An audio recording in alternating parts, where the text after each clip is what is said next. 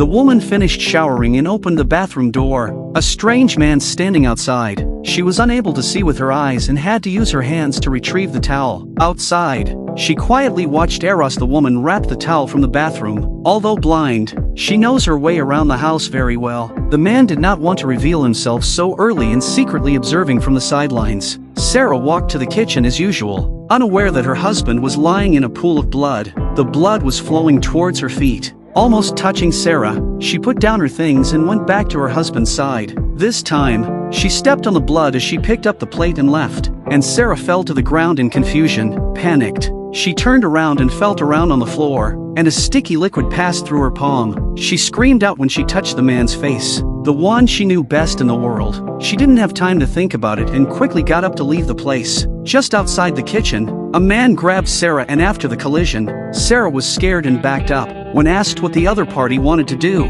the man walked calmly to a display rack, shaking a glass of water to make a noise to tease her. Seeing Sarah's panicked expression, he was inspired to play with her. Frightened, Sarah drops her book on the floor and rushes to the bedroom, closing the door and locking the man out, followed by quickly locking the other door, fumbling under the sheets for a computer and turning on voice wake-up mode. The man was still shouting at the door. Sarah opened the mailbox, ready to call the police, shouting, "Right mailbox, please call the police." The man rushed in through the window and knocked Sarah to the ground. Her hands are tied to the bed rail. The man approached Sarah with a bottle of wine and was surprisingly kind enough to untie a buckle from her hand. He gently wiped the blood off Sarah's leg, but Sarah knew the man was no good and cursed the other man loudly. The man grabs her by the hair and Sarah immediately calms down and apologizes to him, promising the man that she would do everything he said. The man took out a knife and untied Sarah. The first step of the plan was successful, while the man went out to make a phone call and went into the dressing room, put on some clothes, change into sneakers, grab the camera on the floor, and hide it behind him in a secret place. When the man approached, she hit him with force, causing him to fall to the ground. Sarah quickly left the room, too late to take the elevator, and had to descend the stairwell. At that moment, the man rose from the ground. Sarah inhaled deeply and quickly left. The man followed her 3 flights of stairs away. By this point, Sarah had already made her way to the first floor of the warehouse. Stumbling along the pipe and quickly advancing, she hid in a corner and dared not make any noise. Suddenly, a familiar noise came from the warehouse and the apartment security guard noticed the noise inside. He picked up a shovel and followed the sound. Sarah hears voices and asks for help.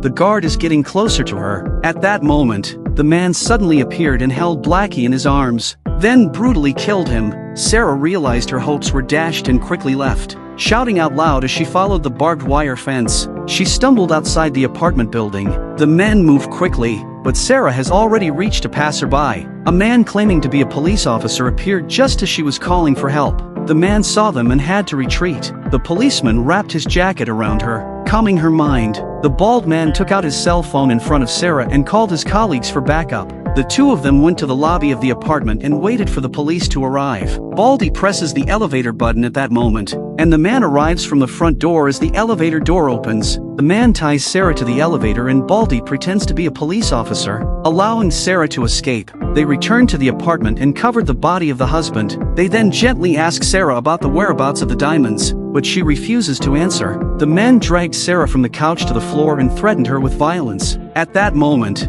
the bald head appeared to have found something to look forward to. He asked the man to remove the painting from the floor, and then used a knife to cut the back of the painting. Indeed, a substantial amount of money was found inside. The two men packaged the dollars and then turned around and left. After hearing a door slam, Sarah quickly got up and locked the door, but she couldn't see the bald figure in the mirror and she thought the house was secure. Sitting on the floor and touching the necklace her husband gave her. When it was dark, she seemed to realize something and quickly ran towards the door of the room. Just as she opened the door, a man slammed it shut. She was so scared that she backed up, but then she ran into the arms of another man. Sarah escaped from the man and ran to the balcony.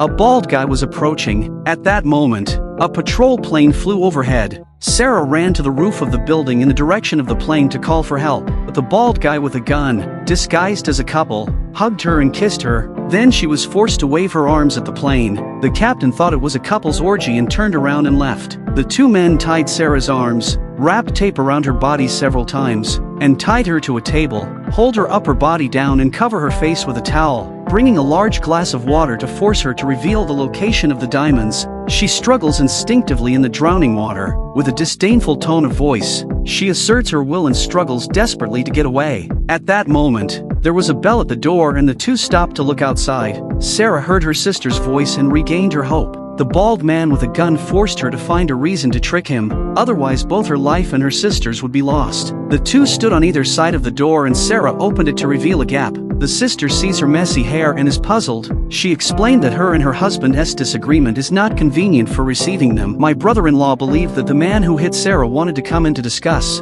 A bald head is ready to shoot with a gun. My pregnant sister's water broke and she needs to go to the hospital now. When the two men left, Sarah cried and closed the door. She had to stall as long as possible.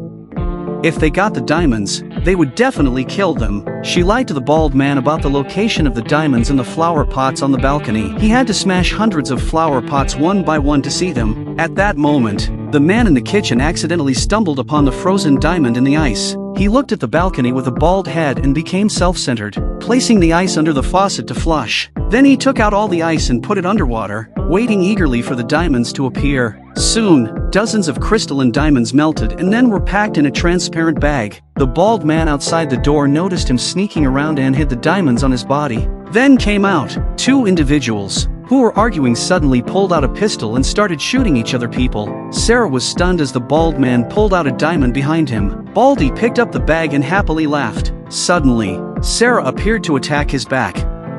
The gun and diamonds fell to the ground. Sarah was also pushed down by him. She quickly stood up and ran forward. The lamp fell to the ground, causing a short circuit in the wire. The house was dark, but it became Sarah's home turf. Baldy found Sarah in the dark and almost got shot by a pistol. Sarah had diamonds, a gun, and would sound the alarm as soon as he made a faint noise. The fireworks explosion became an obstacle for her to distinguish the sound. The bald head took the chance to approach, but was still hit by Sarah's shoulder. She took the diamonds one by one and threw them out, causing the bald head to not be reached. He became increasingly anxious as several diamonds were about to vanish and headed in that direction. Sarah suddenly burst out with incredible strength and flipped him over behind him, and Baldy fell down on the 15th floor. Sarah can finally relax after a day of fighting, but then came the grief of her husband's death. She soaked dozens of remaining diamonds in water, opened the refrigerator, and placed them in. She would have to rely on these ice cubes for the rest of her life.